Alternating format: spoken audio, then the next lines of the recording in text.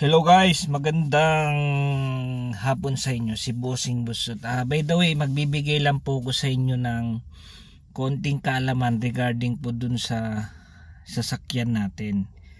Kasi number one dyan, kahit sabihin natin lagi ka nagpapalinis sa labas, ganun, para maging malinis lang sasakyan.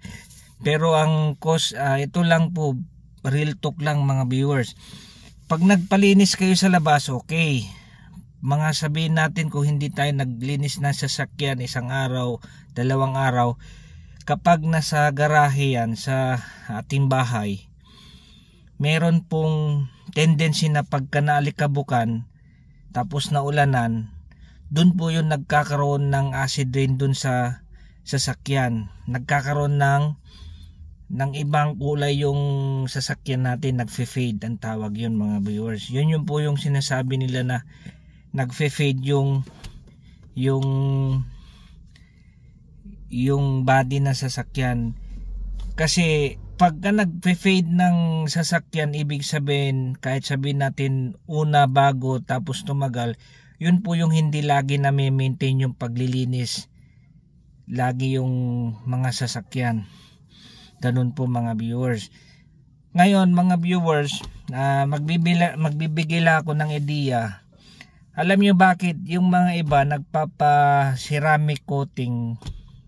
Kasi kapag nagpapa-ceramic coating po sila, yun po yung dahilan kung bakit nagpapa-coating sila, dahil yung yung kulay mismo na sasakyan para hindi magkakaroon ng damage po yung pintura. Yun po yung purpose kung bakit nagpapa-ceramic coating ng may mga sasakyan. At higit sa lahat, hindi magkakaroon ng acid rain kapag yung tendency ng ceramic coating, ang impact noon pagka umulan, dudulas lang po yung ulan. Pagka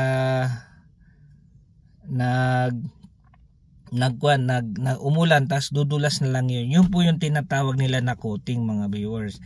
Ngayon, kaya nakapagbigay po ako sa inyo kasi concern lang ako sa mga bagay na regarding sa mga sasakyan. Kahit sabihin natin bago yung brand new yung sasakyan, kailangan wag natin hayaan na laging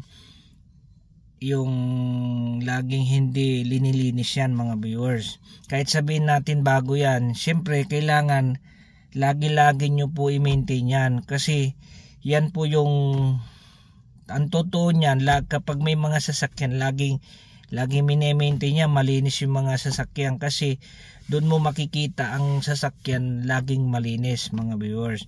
Yun po yun mga viewers.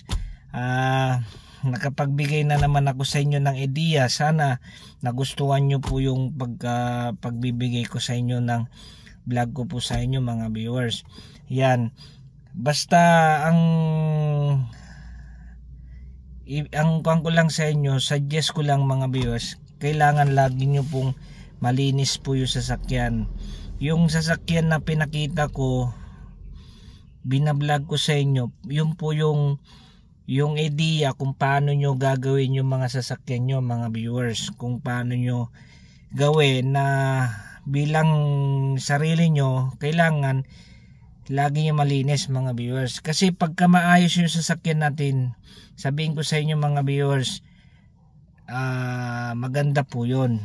Yan, thank you for watch me, and please subscribe and click naman sa YouTube and reel ko para makapagbigay po ko sa inyo ng idea.